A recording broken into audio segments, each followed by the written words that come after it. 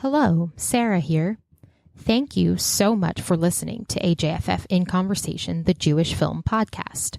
My co-host Brad and I and everyone at the Atlanta Jewish Film Festival are so grateful for your support. Whether you've subscribed already in your podcast app of choice or are leaving us ratings and reviews, every little bit helps. What perhaps helps more than anything, though, is your financial support. We cannot do the podcast or any of our other virtual programs without the generous contributions of listeners like you. If you are willing and able, please consider supporting the podcast by making a donation at ajff.org/inconversation. Thank you so much, and now please enjoy the episode.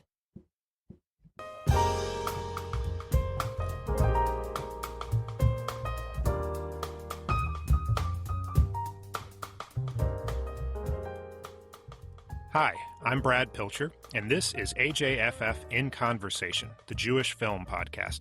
As we record this episode, we are days away from the release of The Trial of the Chicago 7, Aaron Sorkin's latest film that revisits the tumultuous aftermath of the 1968 Democratic National Convention.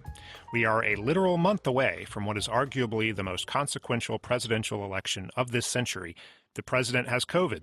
Congress is gearing up for a rushed Supreme Court nomination. The country, if not the world, seems metaphorically on fire, and in some areas is literally burning. Amidst all of that, it seems a good moment to revisit the political themes of Aaron Sorkin's earlier work, specifically The West Wing, whose fictional Bartlet administration presented an ideal of what a presidency could be in the hands of the very best and the very brightest. As Aaron Sorkin has told the story, the show, which premiered in 1999, was a happy accident. Invited to a meeting with producers, he had no real pitch or strong desire to do another TV show. But friend Akiva Goldsman encouraged him to take his earlier film, The American President, and center it on the White House senior staff. From that suggestion was born one of TV's most popular dramas, with an enduring fandom and a vision of what political leadership could look like if the humans working around the Oval Office were not just smart, but noble and good. It's a vision of American civic engagement and public service that has cropped up in Sorkin's other productions, from Sports Night to The Newsroom to the upcoming Trial of the Chicago 7. My guest today, Eli Attie, joined the writing staff of The West Wing in 2001, following his time as speechwriter for Vice President Al Gore, both in the White House and on the campaign trail. It was Attie, in a scene that could easily have filled in as a West Wing plot, who stopped Gore from delivering a concession speech as the vote margin in Florida dwindled to 600 votes on election night in 2000. Following a loss in the infamous Bush v. Gore Supreme Court case, it was Attie who co-wrote Gore's final concession speech. Sorkin credits him with making a big impact immediately on The West Wing. Even after Sorkin departed the show, Attie remained, helping to shape its political themes and the characters who inhabited its fictional White House. Taking a cue from then-Senator Barack Obama, Attie crafted the character of Matt Santos, the Hispanic congressman who runs for the presidency to replace Jed Bartlet. I should say, after serving dutifully in the worlds of real life and fictional politics, Attie has gone on to work as a producer and screenwriter for such acclaimed shows as House, Pitch, and the Wall Street drama Billions. He also collaborated with Sorkin on Studio 60 on the Sunset Strip. Eli, thank you for being with me today. I want to start by completely ignoring Aaron Sorkin and just asking some questions about you, because your biography is fascinating to me. And well, thank you. Well, you're very welcome. I grew up on Frank Capra. One of my favorite movies was Otto Preminger's Advise and Consent. I love these stories of democracy and politics and civic virtue. So knowing that you wrote on The West Wing already puts you pretty high up in the pantheon. But before that, you worked in politics. You worked in the White House. You worked on the campaign trail. You've seen the reality of politics. And I wanted to ask you a question about something that I've always wondered as someone who's consumed a lot of these stories. There's a quote, I think it was attributed to Mario Cuomo. I think actually Leo McGarry said it in The West Wing. You campaign in poetry, you govern in prose. That's right. It's a wonderful quote. It is a beautiful quote. Yeah. You, perhaps more than most people, should know the answer to this question. Is it true? Yeah, it's absolutely true. I mean, I'm 90% sure I put that in the show. I can't completely remember what episode that was, but I sort of came of age in the Cuomo era, or at least grew up in the Cuomo era, the elder Cuomo era in New York. And he was an incredible orator. And, he was the sort of Barack Obama of the 1980s in the sense that he came along and gave a keynote address at the Democratic Convention, I think it was in 1984, and just kind of captivated Democrats all over the country and was seen as this incredible visionary, progressive. But the truth of the matter is he had a pretty mediocre record as governor, I have to say. He was really most notable for massively expanding prison construction in the state. There are many examples of this, but when you are giving stump speeches, when you're kind of making your case, it's the speechwriter's job and it's the candidate's job to strip away the policy detail, to paint a picture of the future. But when you get into government, things like what fiscal year the sort of revenue comes due, and all the nuance and more prosaic aspects of actually drafting a law and passing a law and executing it on the ground, come into play. So you never get to be quite that visionary again. I had this experience as a speechwriter because I would, when I was starting out doing that, have a lot of policy people come to me and say, well, you need to specify that what we would be doing is funding this program only in this fiscal year, and it's a pilot program, and then we do this in the out years and revenue neutral. And my job, as I started to understand it better, was to keep those people out of the discussion, to not do anything false, to not, to sort of faithfully represent the headline of the policy, the idea, the thing we were moving toward. This is an idea captured very well in the West Wing episode. I think it's called 100,000 Airplanes, where Rob Lowe, is pursuing a federal effort to cure cancer, basically, and is kind of beaten into the ground for it. There's a vision, and then there's reality. So that vision is something that I'm interested in, because there's a part of me that feels like, well, maybe we should have a greater appreciation for the nuts and the bolts and the policy, and that's what we should be focusing on as a citizenry more. But the reality of life is that, we're not going to do that. So the vision seems like a stand-in in some respects. And I'm curious what you think as someone who worked in reality in politics and also worked in fictional politics. How important is inspiration and vision, even if it's not 100% accurate to what actually goes on once you're in power, once you're trying to make policy? I mean, is that a good shorthand for the nuts and the bolts of policy, or is it doing some other role? I think at its best, it is a shorthand for the policy. And look, I mean, there's a number of ways of approaching this idea of poetry versus prose. One is simply saying a bunch of things you don't believe because a focus group or a poll tells you to say them, and then just doing something different and far less inspiring and maybe helpful to your constituents when you get into office. That's not really what I'm talking about. I'm talking about just, and I think what Mario Cuomo meant was, painting a vision of a far horizon and not getting into all the nuts and bolts details that to some degree would make a speech or make a case that you're making for your election or reelection just read like a boilerplate lease, but to excite people about the possibility and then move toward that possibility very specifically and aggressively. So it's more that, look, you can say in a campaign, healthcare is a right, not a privilege. And how can America be, with all its wealth and power and innovation, be the only industrialized nation to not embrace some form of universal healthcare? And then, the policy is Obamacare, which doesn't cover every single person, is a huge step in that direction, has some little nuts and bolts aspects about it that some people might want to fix or improve. I mean, we've been improving Medicare since the day we passed it. We've been improving Social Security since the day we passed it. But the vision was, growing old shouldn't have to mean growing poor in America, but that's not a policy, but that's Social Security, and there's a lot more to it, and who pays in, and is there an income cap, and, that's the pros, so I think the vision leads you. I think the vision is the Post-it note that you keep on your desk in your office in the White House, so you never forget what those principles are, but if you spelled out every dry policy detail, well, you would be, nailing a phone book to your computer. You couldn't do it in a Post-it note. So it's talking points. It's a top line. It's a point on the far horizon.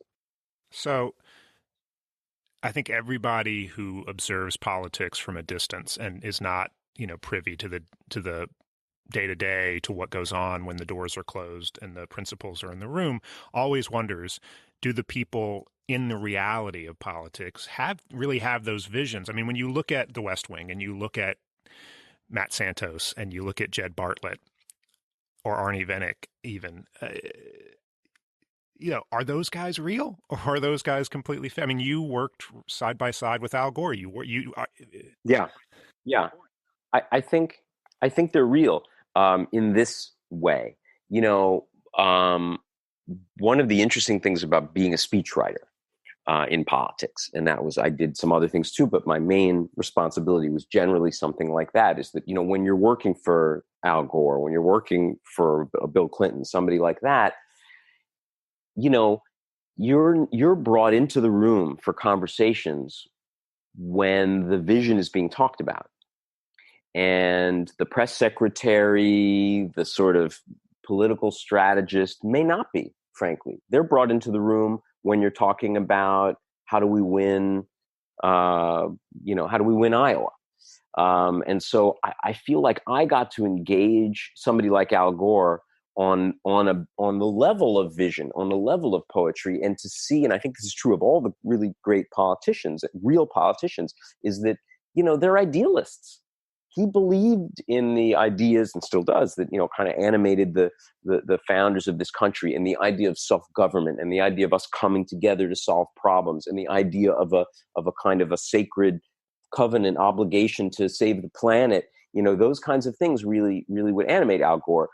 But very often you kind of read the papers, and it may be that the papers are getting most of their, off the record information from the strategists, who just say, well, yeah, we're backing off that issue because it's unpopular in Michigan, and we're leaning into this issue because we need it for this part of rural Wisconsin. And it's all cynicism and it's all calculus. But actually, every politician I ever worked for, when I would sit down to talk with them about, well, okay, this is going to be your announcement speech that you're running for president or for whatever. This is your speech about education policy and how you want to educate the next generation. They would get really excited on the level of, what can we do? How can we inspire people? How can we make the world better?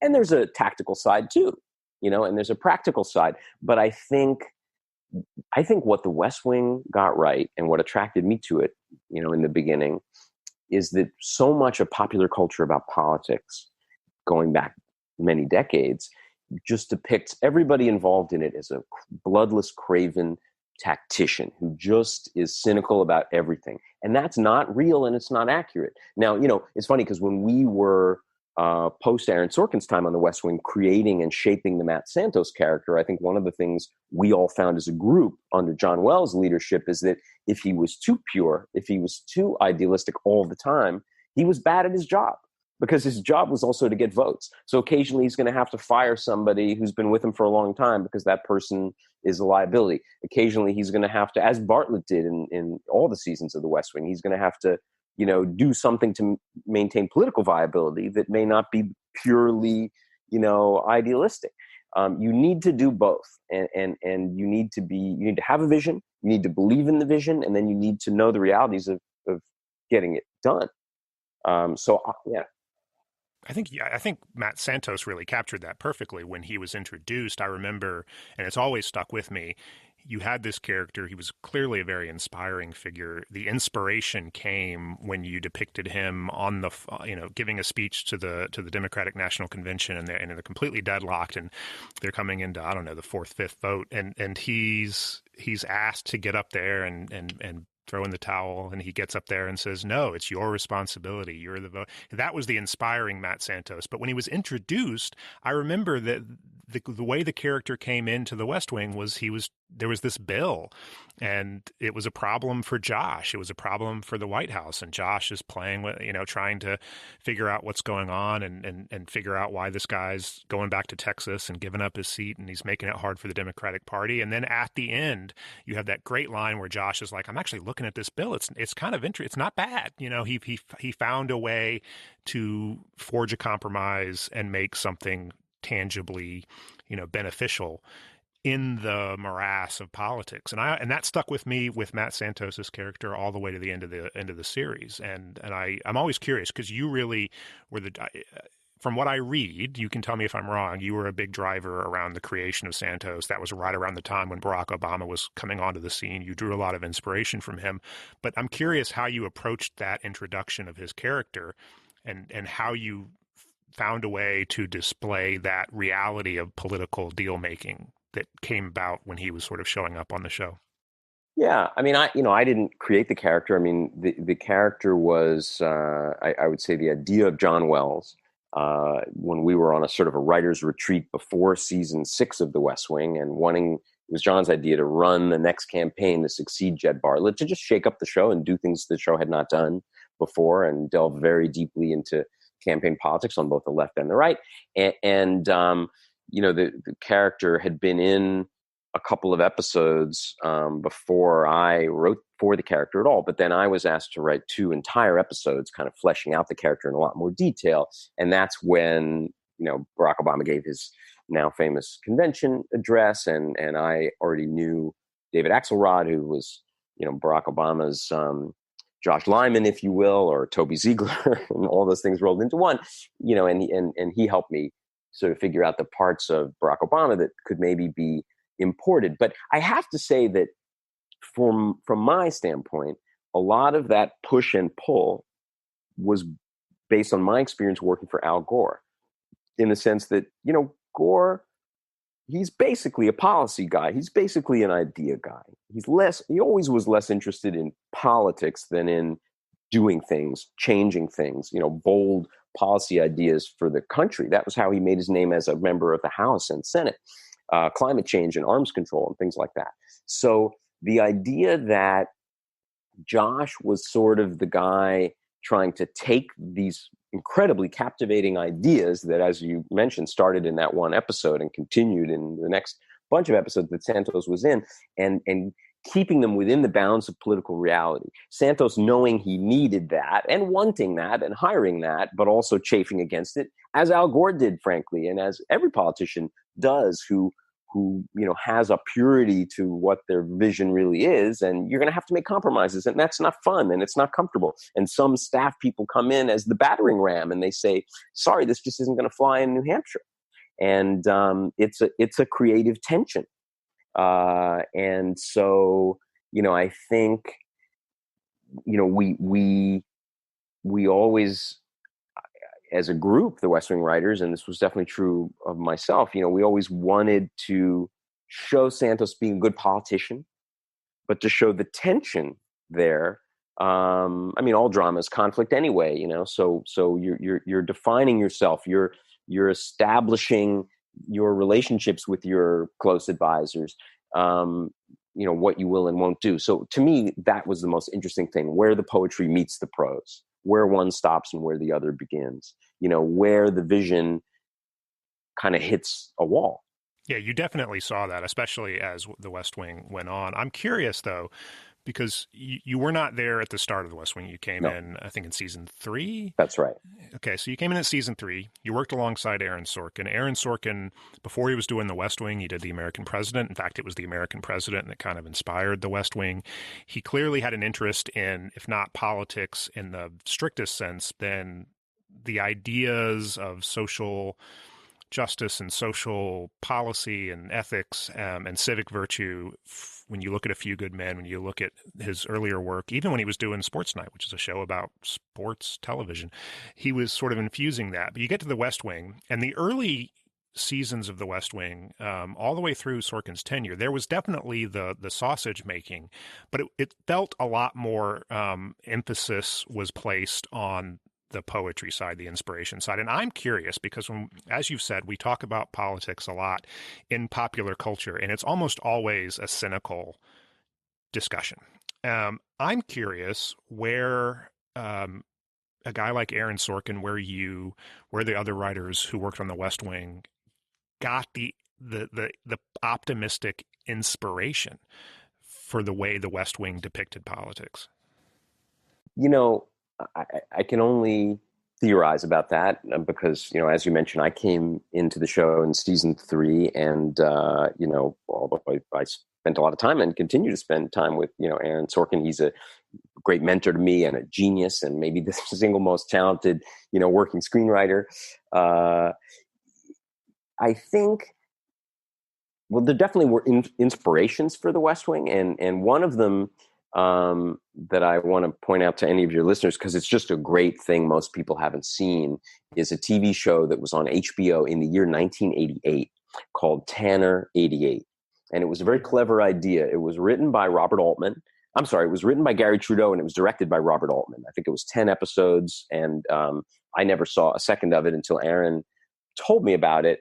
And it was basically following a fictional presidential candidate as he ran in real time in the real presidential field in 1988. Shot on video. Nobody had HBO in 1988. Very few people saw this show.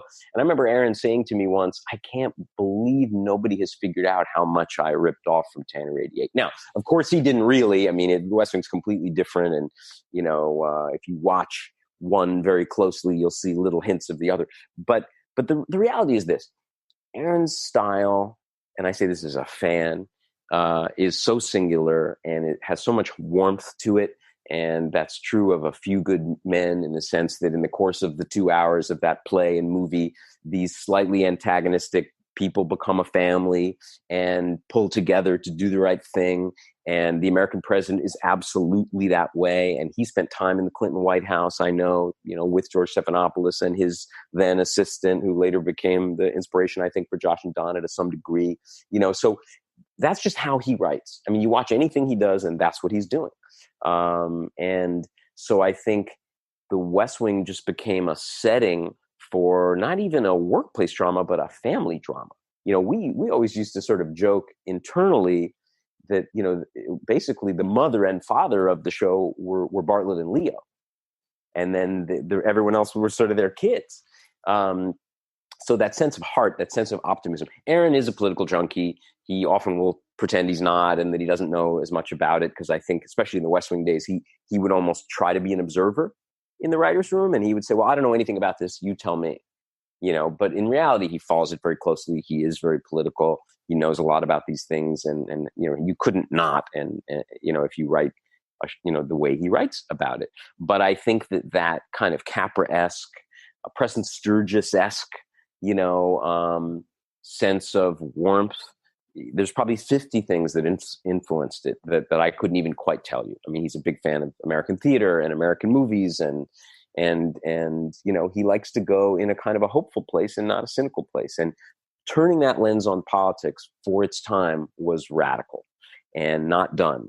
And I can tell you, working in the White House when the show premiered, and I was too busy to watch it most of the time. I only saw a couple episodes really before I started working on it. But you couldn't get DVDs then too. But you felt it. You felt it in the culture. You felt, oh, there's actually something out there that's saying, working in politics is not for slime balls.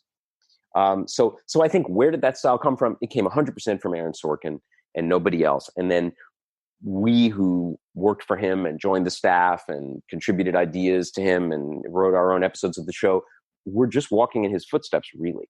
I mean, that's it. Even long after he had left the show, I would sit there thinking, okay, what would he do in this moment? What would he write in a scene like this? Because that was even though the style evolved and changed after he left, because nobody replaces him, that was what the show was. I remember when he left, that especially that first season after he left, there was a lot of criticism from fans of the show that it was taking a darker turn. I've always been curious about that transition, but I'm also curious, before we get into that transition, do you think the show could have worked if it had not had that hopeful optimism at the heart of it? Because there are other shows that have been successful about the White House that are not remotely as hopeful and optimistic as this was. But do you think The West Wing could have worked and been a good show and been effective if it didn't have that kind of hopeful ethos? Not at that time on broadcast television. I don't think so. Because to be viable in the early 2000s on NBC, you needed 10, 12, 14, 20 million viewers. And so you're looking for something with mass appeal. And it's not like people won't watch a dark, cynical TV show in any year. It's that I think a lot of people felt and still feel, well, okay, if I want to watch something dark and cynical about politics, it's called CNN. It's called MSNBC. The real thing is so seamy and ugly. Why do I need a TV show to show that to me? So in the years since The West Wing, you have shows, excellent shows like Veep and House of Cards and Scandal. They have much smaller audiences than The West Wing had because the TV landscape is so scattered now. So 2-3 million people might watch your HBO show, like Veep, where everybody is a bit of a buffoon and more the venal side of politics, which does exist. But the kind of mass appeal you needed to be a broadcast hit at the time The West Wing went on the air, I think maybe there's other ways to do it, but I think this was a unique formula that definitely struck some kind of a chord, and maybe why people keep going back to the show, which mystifies, me as much as anybody. And that's again how Aaron writes everything and approaches everything, and it was just his style, put onto that frame. And as far as I know, I don't even think the idea for the American president was originally his. I think that it started because Robert Redford wanted to do a movie about a widowed president. And, Looking for Love or something like that. And Rob Reiner got involved and Robert Redford dropped out of it. And then Aaron wrote this, went into that world and researched it and wrote it and it became his.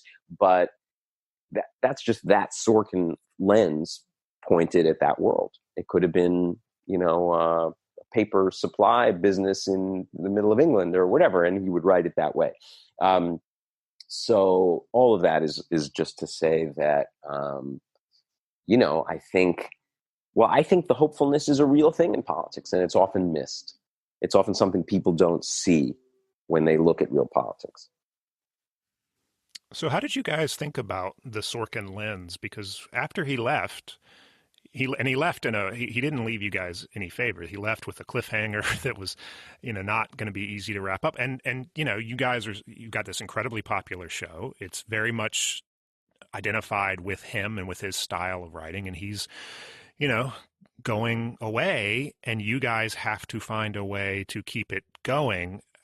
Was there an attempt to kind of mimic his style? Was there an attempt to sort of consciously go in a different direction? I mean, how did you guys, especially that first season, because it was one that drew some criticism, people sort of said, what's going on here?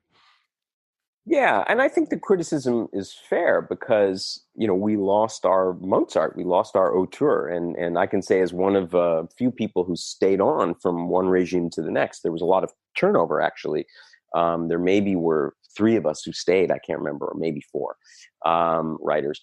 But, I would say that some people would say that should have been the end of the show, at that moment, if they'd had the opportunity to make that decision, because, well, the guy who was the singular sort of auteur of every aspect of it, even with all of us contributing ideas and scenes and whatnot, is gone. Is there a show after Aaron? And the decision was made to carry it on. And I think a number of things happened. I think some of us worked really hard to mimic him. I think some people thought, well, this is an opportunity to do some of the scenes that he wouldn't do. Maybe a little more conflict, maybe a little more traditional drama. Some of that worked, some of it didn't. A bunch of new writers were brought in some of whom had a lot of TV experience. Some of them fit and some of them didn't. But some of the ones, who maybe didn't fit as well had episodes that were aired, that didn't quite feel of a piece. So it went from being a kind of an auteur vehicle to being more of a traditional multi-writer show. But I have to say, look, that was inevitable. There was no way, unless you had another very singular voice, unless David Mamet took it over and turned it into the David Mamet show, it was going to be rocky transition, because we had to figure out, okay, of this team of writers now, who does what well? What works well? We can't be Aaron Sorkin. None of us are Aaron Sorkin. We don't have his voice. We don't have his ability. So we have to do what we can do and work with this cast. And I think it took us maybe more than one season, maybe a season and a quarter, until we stumbled onto something a little different. So we weren't just aping what he did, and found our own footing.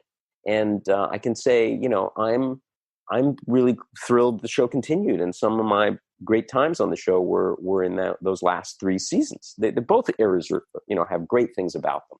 But yeah, there were rocky times, but there would have to be. It's John and Paul left the Beatles, and so who do you get to replace them? It's a tricky situation. Yeah, it's got to be hard. And I remember I loved the show as it evolved. I loved the campaign with Santos and Vinnick. I remember, though, being jarred as a watcher of the show. I didn't not like it, but I was like, whoa, when I would see Toby and Josh getting into a fist fight, or when I would see Leo and Jed Bartlet arguing with each other, and Jed being like, I'll take your resignation. It was just like, I did not like it. And obviously in a full 2-term administration, you're going to have churn and you're going to have relationships change. So I was fine with it, but it was, coming from the family dynamic that you talk about, it was like, whoa. Yeah. I mean, look, some of it comes from, this is one of the things. Aaron is so talented and still somebody I consider a friend. He is so good. He's so talented that he can write a scene or a script that another writer might not be able to pull off, because he would write storylines where sometimes we as a staff would be pitching him a storyline that would end with a big argument between Leo and Bartlett. And, he would take our idea and say, great, thank you guys. And when he wrote that last scene, it would be Bartlett and Leo in a room saying, are you cool? Yeah, I'm cool. Great. And there was no conflict, and everybody loved each other at the end of every hour. And I love those episodes of the show, and I love but it's like a hat trick. Like we would look at it and say, wow, he sort of took out the thing that we thought was the heart of the story, but he made the story great anyway. So, conflict is kind of what drama is. So, maybe all I'm saying is that in slightly lesser hands, we had to resort to some of those tricks. And also, we did things the show hadn't. We were always asking ourselves post Aaron, what haven't we seen? Well, we haven't seen a real falling out between this character and that character. And that does happen in real White Houses. So at least that's something we can write that hasn't been aired. You're always, as a show goes on and the cast doesn't change. And our cast did change a bit in the last couple seasons. But that was the thing about season 5, is that, John Wells is the guy who steered this and kept the show going and, hired the staff. And he deserves a lot of credit for those last 3 seasons. But season 5 was really an exercise in, okay, what does this show encompass? Can we have those fights? Will they seem tonally off? Let's try it. Let's see what works. Let's see what doesn't. And it was rocky, and I think we did some really good stuff and maybe some stuff that worked less well, but we were finding our way. And, maybe at the time, sometimes we wondered, is this a fool's errand, doing this at all? But the other thing is, and I know a lot of the cast felt this way because of Aaron, we believed in the show so deeply that it was a place on TV that you could get into policy issues, that it was a place on TV that you could offer a sort of a hopeful vision of politics. And there just wasn't anything like it on the air.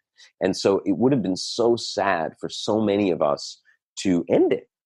So I think we wanted to make it work, and we wanted to just do anything we could to keep it alive. Yeah, the nice thing about The West Wing, and I think this was true through its entire run, even after Aaron Sorkin had left the show, was that it did not shy away from the substance. It was not just a fluffy show. I'm reminded of the quote that President Bartlett quotes Max Weber: "Politics is the slow boring of hard boards," and anyone who seeks to do it must risk his own soul, which is very beautiful. It's poetic, but it's true about politics. And the show grappled with substance. It grappled with things that were boring, like farm subsidies, but it didn't do it in a boring way. And that was amazing to me as a policy wonk watcher. I have to give kudos to you and kudos to the team that managed to achieve that. Yeah, I mean, not only didn't it do it in a boring way, but I think the show found a way to put, most of the time, to put some blood into those stories and to have the policy thread. There was always an emotional subtext to it, or at least almost always. And, so it was almost, I saw it in my day there as, if you followed policy and you were interested, that stuff tracked and made sense. And it was almost like a little Easter egg for a certain segment of the audience. But all you needed to know was that Josh wanted to go left and Toby wanted to go right. And they were trying to figure out which way they were going, and that was the conflict. But, I think it became a real point of pride that we could do these storylines nobody else could do. Yeah. And I will say as a fan of the show, that part, it wasn't something that was lost on the audience. That's part of what we all loved about the show. And I want to take a moment to thank you because I'm talking to you right now. I know it wasn't just you, but that again is something that you don't see a lot of on television. You don't see a lot of it in media, period, film or television. Yeah, no, of course. I mean, look, I was coming out of government and politics, and I'd never worked on a TV show before. And I sort of walked in the door of this place and they're doing storylines about census sampling and they're doing storylines about farm subsidies. And so I just started burrowing into things like that I thought were interesting. And I remember one day, I think it was in the third season, I had an idea and I pitched it to the guy, Kevin Falls, who ran the writer's room under Aaron. And he sort of dragged me into Aaron's office to pitch it to Aaron. And I made some kind of a joke like, well, there comes a time in the life of every great TV show when, they do their storyline about the superconducting super collider. And Aaron sort of paused for a second. And then he said, I have no idea what you're about to say next, but we're doing this story. And that was what it was like there. The idea was, we're going to do weird, dry policy issues and put them on our hit TV show because we can get away with it. And maybe there was almost a little bit of arrogance to it. I mean, you weren't going to see that on Friends, Yeah. Well, look, the show it seems like Aaron Sorkin has a confidence that is rare, and the show had a swagger to it. That came across. I'm curious because as much as the show was a little bit of a love fest about politics, and it was certainly idealistic in its way, there was a quote from a writer, a critic, Jeff Bercovici, back in 2012. And this was when The Newsroom came out, and he lumped The Newsroom and The West Wing together, and he said that both shows critiqued politicians and cable talking heads' shortcomings implicitly, and I'm quoting him now, by presenting a smarter, nobler, fictionalized version of them, unquote. And I'm curious, do you think, as much as it was a love fest, do you think that's right? Do you think The West Wing, do you think Sorkin meant for the show to be an inherent implicit critique of the real world politics that is sort of dirtier and less inspiring somehow? I mean, I don't know if I would use the word critique. I think it's a twist upon, look, we would always talk about it, the writers on the show in terms of wish fulfillment. Who do you hope works in that building? Right? I mean, especially now, right, in the Trump era where we know who works in that building and we wish they didn't work in that building, including a lot of Republicans in this country. But who do we hope is in that kind of wood paneled, warren of rooms making decisions about all of our future? And I remember John Wells saying, and, The West Wing was Aaron's creation, but I remember him saying that ER, which he had, sort of created and run, was very similar. It was sort of, well, who do you, if you or your loved one end up in an ER, or carried in on one of those gurneys unconscious, who do you hope is there to treat you? And it's a certain kind of television. It's a certain kind of storytelling. I think sure, you could see it as a critique, but to some degree, I think shows that really show there's a movie that Paddy Chayefsky wrote in the 70s called The Hospital. That's a critique of the people who work in hospitals, because there's nobody in it like George Clooney in ER, or Eric LaSalle in ER. These people are out for themselves and kind of venal and horrible. So I think it was, there was truth in it. It was also idealized. I always used to joke, because a lot of my time on the show, I was pitching stories based at least in things that had actually happened to me. But I would always joke that, I got to tell my stories, but change the ending to make them happy endings, because they don't always end up that way in real politics. And so I think it's a critique at the end of the day, probably, but I don't think we were sitting around, or Aaron was sitting around saying, well, how do I show up these senators? It was more just like, let's just paint a vision.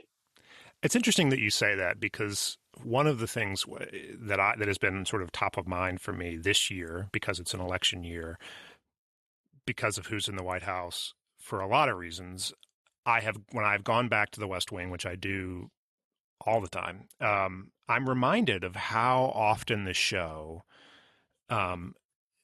was explicitly talking about the question of, what do you want from the person in the Oval Office?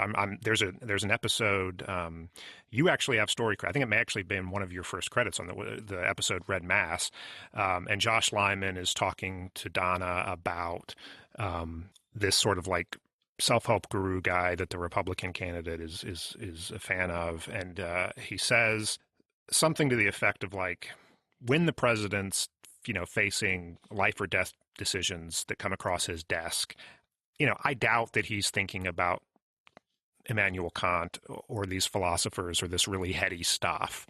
But if he thinks about it at all, I want him to be like really reaching into this. I want him to be smart. I want him to be thoughtful. I want him to be what you guys were doing with wish fulfillment. And I'm curious, as someone who wrote that show, who has written with Aaron Sorkin and other shows, who's seen that sort of Sorkin idealism up close, but also worked in the White House. When you go into an election year, when you go into the question of what we as citizens should be asking about, what should we be looking, what's the metric that you use when you're trying to decide if a candidate is really worth your, if not your vote, then your enthusiasm? I mean, because it came up a lot. It came up in the West Wing when it was Bartlet running for re-election. It came up with Santos. Like, tell me, as someone who's seen both sides of the coin. Yeah, it's a show, among other things. The West Wing was a show about the essence of decision making. There's no question. That was a big part of it. And I always think about it this way. No politician is going to get everything right. No president is going to get everything right. No president is going to have all the answers. And there's too many competing voices, and there's too many things you have to compromise on. You may or may not have control of the Congress. You may or may not have a judiciary that will support what you want to do. But you want to at least think that the people in charge are asking the right questions. And that's where, at times I think certain presidents have really let us down, because they're not thinking about the impact on real people. They're not thinking about the precedent for 40 years from now. They're not thinking about what our country is going to look like for our grandchildren. And so, you don't have to get everything right. You can make compromises sometimes. You can allow competing interests to balance off each other, but are you wrestling with the questions in the right way? And I think what was so fun for me as a fan of the West Wing, when I started, working there and watching it and kind of steeping myself in the show, is that I worked in the White House, but I wouldn't crawl inside Al Gore or Bill Clinton's head while they were making an important decision. So I got to talk to Al Gore a lot, but the West Wing really dramatized those behind the scene moments of, how are we making this decision? That, I think, is almost more important than the decision you make. It's an interesting thing because, I have so many conversations with friends who are like, this election, it's a very easy decision for them. Okay. But they think back to other elections. They think back to down ticket elections and they go, I don't have aside from policy questions, I don't have the first clue about how to evaluate these candidates because, to quote Hamilton, we're not in the room where it happens. So trying to figure out how to assess political leaders is maybe it's a quixotic goal, but it's what we're supposed to be doing, right? If we're voters. Yeah, I think it's not that terribly hard. You can look at Barack Obama, you can look at Joe Biden and the scope of their careers. You can look at Donald Trump and you can get a very clear sense of what animates them and what their strengths and weaknesses are. And, David Axelrod, I believe, was the person who said famously that a presidential campaign is really an X-ray of the soul. When you go through that gauntlet and you're on social media 100 hours a week and, you're interviewed and profiled and followed and, everybody comes into your background, every document you've ever laid your, hands on, people come out of it with a lot of information about you. Including some you might not want them to see, even if you're, a choir boy, and they don't tend to be choir boys. So, I think we get enough information. Sometimes I wonder. I look at what's happening in this country now, and I look at the election of Donald Trump, and the fact that he's even in the running for re-election, and you wonder how big parts of the country are evaluating these people by what standard. The idea of chaos voters, people who are Trump supporters say, and they'll find someone after Trump too, Tucker Carlson, who knows, just because they want to throw Molotov cocktails at the system. That's, to me, that, the notion of that being your metric is I can't wrap my head around it. And maybe these people have their reasons. Maybe they feel so abused by decades of politicians. I don't know. But this is a highly important, highly detail-oriented job, and so much depends on the person carrying it out. I think we know that now. I think we all know that in 2020. We see that elections have pretty, dire consequences. Yeah, without question. I want to pivot a little bit. You also worked with Aaron Sorkin on Studio 60 on the Sunset Strip, which, for my money, is a show that got a bum rap. It was a show that almost was set up to fail coming after The West Wing. It's Aaron Sorkin's great return and, the weight and the pressure of that. But what was it like working with him on a show that was ostensibly not at all about politics, not at all about heady issues? Certainly it got substantive. The Iraq War was going on. But it's a show about SNL. What was that experience like? Yeah, I was not there for very long. Aaron, I guess, that show did one season. Aaron had a writing staff a handful of months earlier than you would normally hire writing staff to just try to bank some scripts and get ahead of things, because I guess in his time at the West Wing, sometimes he was, writing at the last minute and he wanted to just have a bit of extra breathing room. So while he worked with the writing staff for, I think, 4 or 5 months, I was actually on the final season of The West Wing. And it was at the end of that he said, why don't you come over here? And I was only there for maybe 4 or 5 episodes worth. I was just on Studio 60 till the middle of the season, and they'd written half of that by the time I got there. So, my job there was to kind of manage the writing staff for him. I was a little less of an idea person there than maybe I had been on The West Wing. And so it was short, my time there. It's a bit of a blur now. I think there were some great things about that show. It was definitely trying to get into issues and to, capture a lot of that same West Wing energy. And for some people it worked. And I run into people who say how much they loved it. And for some people it didn't. I have not revisited it since. So it's hard for me to really give an analysis of it. I think it was, who knows, maybe that was a point at which shows that were that specific probably should have been moving to cable TV, where it might have had a long, comfortable run, and done what it set out to do, for much longer. Well, I should say I'm using that question a little bit as a setup, because I wanted to ask, obviously you've gone on to do other things post West Wing, post working directly with Aaron Sorkin. And those shows are not like the Pitch, which is a great show that I think should have gone longer, Billions, which you're working on right now. When you go into these shows, is there anything in particular from Aaron Sorkin, from your experience with how he approached writing and producing television and film that you've carried with you into these shows in particular? Absolutely, because when I started working for Aaron, I had never worked on a TV show, and I'd pretty much never written a line of dialogue. I was a speechwriter who he hired kind of out of the blue. And so many of my early writing lessons came from Aaron and included just trying to be allergic to cliches, trying to write with a lot of almost physical energy to kind of put pieces of your life as it happens onto the page. There's so many things you could take from him to just be a better writer. Many of the things I've worked on have such a totally different style. After Studio 60, I guess after that, I wrote a screenplay and took a little bit of time off. But then I ended up on the TV show House, the medical drama with Hugh Laurie. And that couldn't have been more different from The West Wing in the sense that it was sort of juvenile, insult humor, and a very cynical view of human nature, and a medical show from the in which the patient was always the problem, and everyone was always lying and hiding something. And that was wonderful for me because I had spent a handful of years, writing episodes of The West Wing in which it was trying to speak to people's better nature.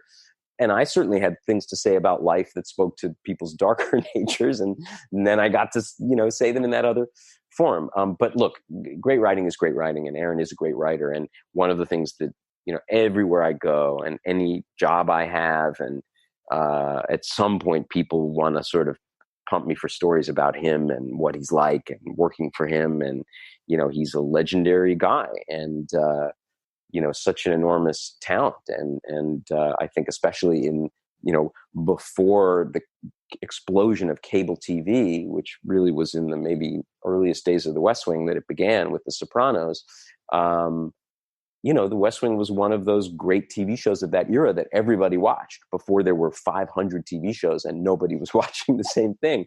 So its footprint never ceases to amaze me, So it's a long rambling way of saying I definitely still draw on it. I feel very, very fortunate to, have gotten that experience and to have been part of something that has such a long and sturdy life still. I'm going to go on a tangent. House, I loved House. I think you wrote or co-wrote the series finale. I did, yes. That seemed like a really hard show to land. And I'm not even just talking about the last episode. I'm just talking about the last season or two, because it was a procedural show, and it went on for a long time. And it was not a procedural show like Law and Order, where there was a connective sort of through line to it. There was a serialized quality to it. Was that daunting? Did you even think about it in that way? I just remember watching the last season and being like, I don't know how they're going to keep this fresh. I don't know how they're going to land this show. And you did. Meaning how it was actually going to end? Well, how it was going to end, but also just how to keep it interesting. Because at a certain point, it was like, yeah, House is all the characters had kind of worn a rut in a way. House was who he was. All of the characters on the show were very clearly defined, and the show was still essentially a procedural drama. Again, it had a serialized quality to it, but it was still basically, every episode there was a case to solve. So how do you tie up all the threads? How do you bring some satisfying closure to at least House's story, if not everybody else? It just seemed like a really hard show to land, and you did a phenomenal job. So again, kudos. But how did you approach that? This is nothing. Well, I will say this about the ending of House, that there are lots of threads that were being set up along the way, and lots of aspects of it that played out in that sort of series finale. The reason I co-wrote it actually was that that one of the central ideas of the finale was an idea of mine. And we had a number of big meetings with the entire writing staff that were just dedicated to what should be the end of this series. I think we started having those meetings even before we were really sure that season was going to be the last season. And I remember being in one of those meetings and thinking more productively than I often think, actually, because I remember people were talking and I was just sort of in my own head for a moment. And I thought, well, okay, I'm a fan of the show too. As a fan of the show, what do I want? Like, what do viewers of the show want? And I don't think that way. But I remember thinking, well, House is this sort of rascally, devious, brilliant, fantastic character that is the whole reason that people watch the show. So I just remember thinking, we need to end the story, but he needs to still be out there. I think that it would be a way for people to turn off their TV sets with a smile on their faces, knowing that somewhere out in the world, he'll never again be at, Princeton Plainsboro, teaching hospital, but, he's out in the world having misadventures. And that, given the other threads that we sort of had in the air, made me sort of speak up in this meeting and say, what if I guess we already maybe knew that, I can't even remember if we knew that Wilson had cancer, but it was the idea that he fakes his own death. The walls close in on him because of a number of things we'd already set up, and he just fakes his own death and leaves town. And he's out there in the world. And the meeting went on instantly. It wasn't like everybody said, what a great idea. People had their own ideas. But David Shore, the creator and the showrunner, kept coming back to that idea. And what I didn't know when I pitched it is that was how Sherlock Holmes ended. And House was based partly on Sherlock Holmes. And so David kept thinking when I said that, oh, Sherlock Holmes. And so it kept coming back to that. So then just because that had been my idea, I ended up writing that episode with him, which was great fun. And I'm actually in the episode. I have a silent, uncredited cameo in a group therapy scene for shrewd viewers of television. Although you blink and you miss it. I was just on the set that day because I was the writer on set, basically, and David Shore was directing it. And at one moment he said to me, you want to step in this scene? It's just a bunch of people sitting in a group therapy scene. And I said, sure. And they just powdered up my face and I just walked into the set. I was actually filmed for the last episode of The West Wing as part of a crowd of people in a hallway clapping as Bartlet exited the building with some of the other writers of the show. But it was cut. So, all my best work. Well, you made it up on House. So thank you again for being on the podcast with me. Oh, it's a pleasure. I want to let everybody know what else you're doing. You're working on Billions now. Is there anything else that that you have in the popper? Not really. I mean, I have a couple original projects of mine that are percolating in the way that Hollywood projects tend to percolate, which is that one day it seems really hot and the next day nothing is happening. So, hopefully I'll have something happening of my own at some point soon. There's this West Wing reunion special that's going to stream on HBO Max in mid-October, and I helped Aaron a tiny bit on some little pieces of that, and was very pleased to be even a small part of it. So I suppose that's something that I've done. But Billions is my full-time gig right now. A wonderful show run by wonderful people, Brian Koppelman and David Levine, and I'm still just I was there for a chunk of season 5, but I'm now full-time on season 6, and we're typing like mad. Is anything ever going to happen with your script that was on the blacklist? Like I'm blanking on the name of it. So I wrote the first original script of any kind that I wrote actually was this screenplay called Smile, Relax, Attack. That was basically a kind of an indie type movie about a political consultant. I wrote it because I needed a writing sample. Really, I needed to, after I'd written The West Wing, to show people I could write original material. And I wrote this script and didn't have any expectations of it. And within weeks of completing it, Spike Lee had attached himself to direct it and was talking about all these incredible actors. And then nobody wanted to finance it. And he rightfully, probably walked away from it. And since then, I've had a revolving door of producers and directors and actors interested in it. And I don't know if it will ever get made. I will say probably it won't ever get made. There is a production company right now trying to do something with it. But, every time it sort of dies, somebody happens to read it and calls me and says, is anything happening with this script? So I have no idea. I have no idea if anything ever will. It was a lovely thing to to write, though now I've written it a number of times, and maybe it's becoming less wonderful. But that's Hollywood. It's you have, if you're not Aaron Sorkin, You not only have to have good material, but it has to hit a certain moment, and the money people have to like it, and the creative people have to like it, and you have to get those elements together.